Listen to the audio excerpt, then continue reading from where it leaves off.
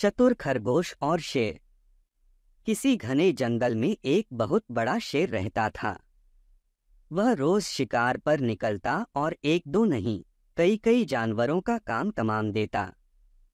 जंगल के जानवर डरने लगे कि अगर शेर इसी तरह शिकार करता रहा तो एक दिन ऐसा आएगा कि जंगल में कोई जानवर ही नहीं बचेगा। सारे जंगल में सनसनी फैल गई। शेर को रोकने के लिए कोई न कोई उपाय करना जरूरी था। एक दिन जंगल के सारे जानवर इकट्ठा हुए और इस प्रश्न पर विचार करने लगे। अंत में उन्होंने तय किया कि वे सब शेर के पास जाकर उनसे इस बारे में बात करेंगे। दूसरे दिन जानवरों का एक दल शेर के पास पहुंचा।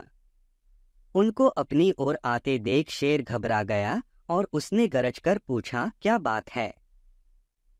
तुम सब यहाँ क्यों आए हो? जानवर दल के नेता ने कहा, महाराज, हम आपके पास निवेदन करने आए हैं। आप राजा हैं और हम आपकी प्रजा। जब आप शिकार करने निकलते हैं तो बहुत जानवर मार डालते हैं। आप सबको खा भी नहीं पाते। इस तरह से हमारी संख्या कम होती जा रही है। अगर ऐसा ही चलता रहा तो कुछ ही दिनों में जंगल में आपके सिवाय और कोई नहीं बचेगा। प्रजा के बिना राजा भी कैसे रह सकता है? यदि हम सभी मर जाएंगे तो आप भी राजा नहीं रहेंगे। हम चाहते हैं कि आप सदा हमारे राजा बने रहें।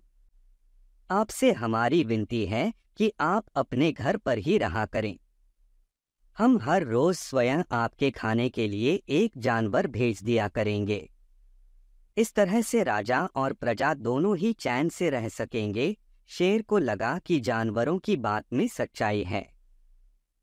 उसने पल भर सोचा, फिर बोला, अच्छी बात है, मैं तुम्हारे सुझाव को मान लेता हूँ, लेकिन याद रखना, अगर किसी भी दिन तुमने मेरे खाने के लिए पूरा भोजन नहीं भेजा तो मैं जितने जानवर चाहूँगा मार डालूंगा। जानवरों के पास और कोई चारा तो था नहीं, इसलिए उन्होंने शेर की शर्त मान ली और अपने अपने घर चले गए। उस दिन से हर रोज शेर के खाने के लिए एक जानवर भेजा जाने लगा। इसके लिए जंगल में रहने वाले सब जानवरों में से एक एक जानवर बारी बारी से चुना जाता था। कुछ दिन बाद खरगोशों की बारी भी आ गई। शेर के भोजन के लिए एक नन्हे से खरगोश को चुना गया। वह खरगोश जितना छोटा था उतना ही चतुर भी था। उसने सोचा, बेकार में शेर के हाथों मरना मूर्खता है। अपनी जान बचाने का कोई न कोई उपाय अवश्य करना चाहिए और हो सके तो कोई ऐसी तरकीब ढूंढनी चाहिए जिससे सभी को इस मुसीबत से सदा के लिए छुटकारा मिल जाए। आखिर उसने एक तरकीब सोच ही ली। खरगोश धीरे धीरे आराम से शेर के घर की ओर चल पड़ा। जब वह शेर के पास पहुंचा तो बहुत देर हो चुकी थी। भूख के मारे शेर का बुरा हाल हो रहा था। जब उसने सिर्फ एक छोटे से खरगोश को अपनी ओर आते देखा तो गुस्से से बौखला उठा और गरजकर बोला, किसने तुम्हें भेजा है? एक तो पिद्दी जैसे हो, दूसरे इतनी देर से आ रहे हो। जिन बेवकूफ़ों ने तुम्हें भेजा है मैं उन सबको ठीक करूंगा।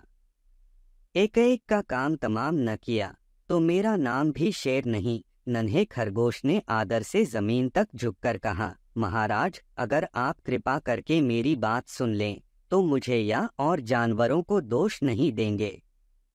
वे तो जानते थे कि एक छोटा सा खरगोश आपके भोजन के लिए पूरा नहीं पड़ेगा, इसलिए उन्होंने 6 खरगोश भेजे थे, लेकिन रास्ते में हमें एक और शेर मिल गया। उसने 5 खरगोशों को मारकर खा लिया। यह सुनते ही शेर दहाड़कर बोला, क्या कहा? दूसरा शेर, कौन है वह? तुमने उसे कहाँ देखा? महाराज, वह तो बहुत ही बड़ा शेर है, खरगोश ने कहा। वह जमीन के अंदर बनी एक बड़ी गुफा में से निकला था। वह तो मुझे ही मारने जा रहा था। पर मैंने उससे कहा, सरकार, आपको पता नहीं कि आपने क्या अंधेर कर दिया है। हम सब अपने महाराज के भोजन के लिए जा रहे थे, लेकिन आपने उनका सारा खाना खा लिया है। हमारे महाराज ऐसी बातें सहन नहीं करेंगे। वे जरूर यहाँ आकर आपको मार डालेंगे। इस पर उसने पूछा, कौन है तुम्हारा राजा? मैंने जवाब दिया, हमारा राजा जंगल का सबसे बड़ा शेर है। महाराज मेरे ऐसा कहते ही वह गुस्से से लाल पीला होकर बोला, बेवकूफ, इस जंगल का राजा सिर्फ मैं हूँ। यहाँ सब जानवर मेरी प्रजा हैं। मैं उनके साथ जैसा चाहूँ वैसा कर सकता हूँ। जिस मूर्ख को तुम अपना राजा कहते हो, उस चोर को मेरे सामने हाजिर करो। मैं उसे बताऊंगा कि असली राजा कौन है। महाराज इतना कहकर उस शेर ने आपको लिवाने के लिए मुझे यहाँ भेज दिया। खरगोश की बात सुनकर शेर को बड़ा गुस्सा आया और वह बार बार गरजने लगा। उसकी भयानक गरज से सारा जंगल दहलने लगा। मुझे फौरन उस मूर्ख का पता बताओ, शेर ने दहाड़कर कहा। जब तक मैं उसे जान से नहीं मार दूंगा, मुझे चैन नहीं मिलेगा। बहुत अच्छा महाराज, खरगोश ने कहा, मौत ही उस दुष्ट की सजा है। अगर मैं और बड़ा और मजबूत होता तो मैं खुद ही उसके टुकड़े टुकड़े कर देता। चलो रास्ता दिखाओ, शेर ने कहा। फौरन बताओ किधर चलना है।